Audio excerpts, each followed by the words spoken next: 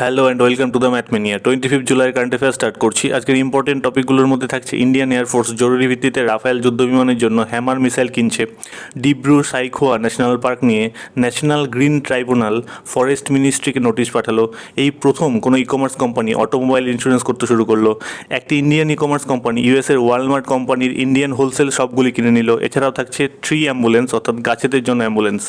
আমার সম্পর্কে বলি, আমার নাম উৎপল মিত্র, আমি এমএসসি করেছি অ্যাপ্লাইড ম্যাথামেটিক্সের রাজাবাজার সায়েন্স কলেজ থেকে। এর আগে আমি স্কুল টিচার ছিলাম, এখন ডব্লিউবিসিএস গ্রুপেতে আছি, ফুড অ্যান্ড সাপ্লাইজ ডিপার্টমেন্টে। ফার্স্ট কোশ্চেন স্টার্ট করছি। IAF is planning to প্রকিওর hammer missiles from which nation? বলছে ইন্ডিয়ান এয়ারফোর্স মানে আইএএফ হ্যামার মিসাইলটা কোন দেশ থেকে কিনছে। বাই দ্য ওয়ে, এই হ্যামার মিসাইলটা কেনা হচ্ছে যে আমাদের যে রাফায়েল যুদ্ধবিমানগুলো আসছে, ফ্রান্স থেকে আমাদের যে রাফায়েল যুদ্ধবিমানগুলো আসছে, সেই রাফায়েল যুদ্ধবিমানগুলোতে এই হ্যামার মিসাইলগুলো মাউন্ট করা হবে। হ্যামার মিসাইলগুলোর রেঞ্জ হচ্ছে 60 to 70 কিলোমিটার, এটা হচ্ছে রেঞ্জ, ঠিক আছে। হ্যামারের একটা ফুল ফর্ম আছে, হ্যামারের ফুল ফর্মটা তোমরা এখানে স্ক্রিনে দেখতে পাচ্ছ, highly agile modular মিউনেশন extended range, ঠিক আছে।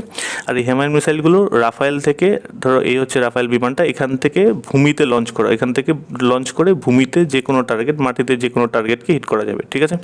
তার মানে হ্যামার মিসাইলটা হলো এয়ার টু গ্রাউন্ড, ঠিক আছে, বা মানে বায়ু থেকে ভূমি, ওকে। এইবার আসি এই রাফায়েল যুদ্ধবিমানটা নিয়ে। রাফায়েল যুদ্ধবিমান আমরা কিনছি হচ্ছে ফ্রান্স থেকে। কটা কিনছি? 36খানা। টোটাল ডিলটা হচ্ছে 59,000 crore, 59,000 কোটি টাকার ডিল, ঠিক আছে। আর এই রাফায়েলটা হচ্ছে দুটো ইঞ্জিনের একটা কমব্যাট এয়ারক্রাফট, মানে দুটো ইঞ্জিনের কি এটা যুদ্ধবিমান। আর ফ্রান্সের ডাসল্ট এভিয়েশন কোম্পানি এই রাফায়েল যুদ্ধবিমানটাকে বানাচ্ছে। বাই দ্য ওয়ে, এই হ্যামার মিসাইল যেগুলো আমরা কিনছি এগুলো ফ্রান্স থেকে কিনছি, মানে ফ্রান্সেরই যে রাফায়েল যুদ্ধবিমান আছে সেইগুলোতে মাউন্ট করার জন্য আমরা ফ্রান্স থেকেই হ্যামার মিসাইলগুলো কিনছি। আর ইন্ডিয়ান এয়ারফোর্স মানে জরুরি প্রকিউরমেন্ট হিসাবে এই হ্যামার মিসাইলগুলো কিনছে।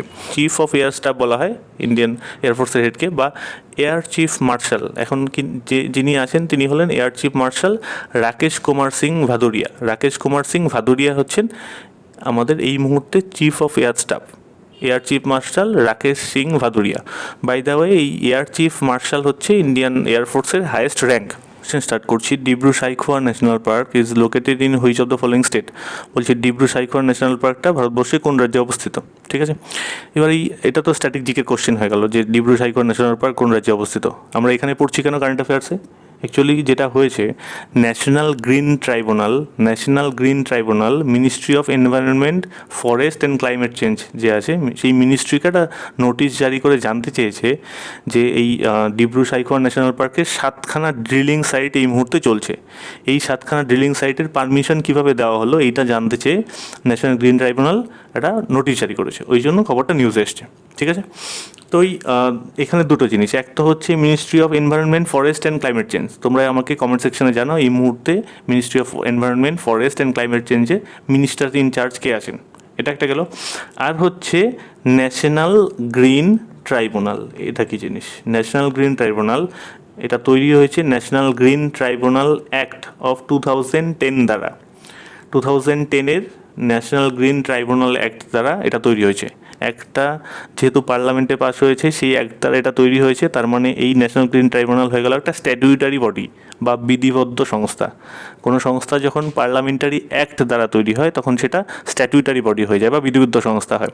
আর যদি কোনো সংস্থা সংবিধানে উল্লেখ থাকে, সংস্থার নাম সংবিধানে উল্লেখ থাকে, যেমন সুপ্রিম কোর্ট, যেমন মানে ফিনান্স কমিশন, যেগুলোর নাম সংবিধানে ডিরেক্টলি আছে সেগুলো হচ্ছে সংবিধিবদ্ধ সংস্থা বা কনস্টিটিউশনাল বডি। আর যেগুলো অ্যাক্টের মাধ্যমে তৈরি হয়, পার্লামেন্টারি অ্যাক্টের মাধ্যমে, সেগুলো হচ্ছে বিধিবদ্ধ সংস্থা বা স্ট্যাটিউটারি বডি, ঠিক আছে। এই ন্যাশনাল গ্রিন ট্রাইব্যুনাল তৈরি হচ্ছে আমাদের যে সংবিধানের আর্টিকেল আছে, আর্টিকেল 21, যেখানে কি আছে, right to life and personal liberty. এর যদি লার্জার এক্সপ্লেনেশনে যাই, এই right to life and personal liberty, সেখানে একটা রাইট হচ্ছে right two live in healthy environment, মানে ভালো পরিবেশে, সুস্থ পরিবেশে বাঁচার অধিকার।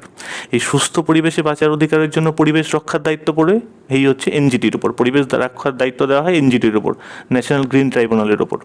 এরা কি করে? পরিবেশ, বন, প্রাকৃতিক সম্পদ সম্পর্কিত বিবাদ যেগুলো তৈরি হয় সেইগুলো মেটায় হচ্ছে এই ন্যাশনাল গ্রিন ট্রাইব্যুনাল, ঠিক আছে।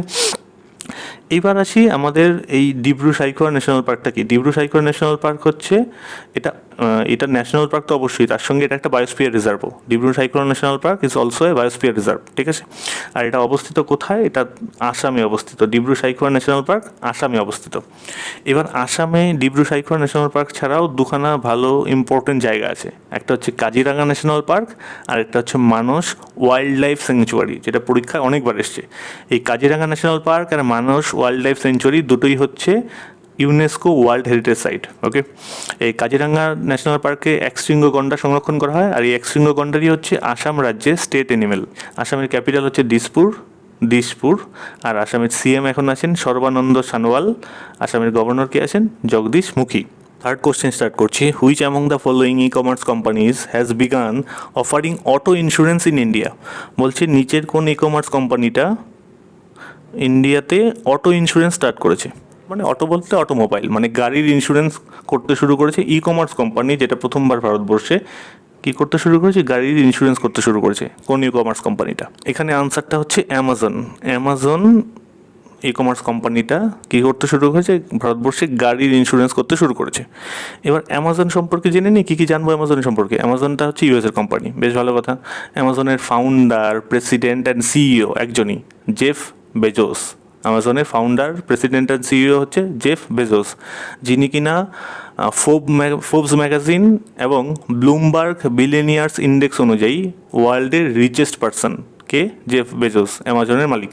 ফোর্থ কোশ্চেন স্টার্ট করছি। Which state union territory environment department has decided to introduce ambulance for treatment of sick trees?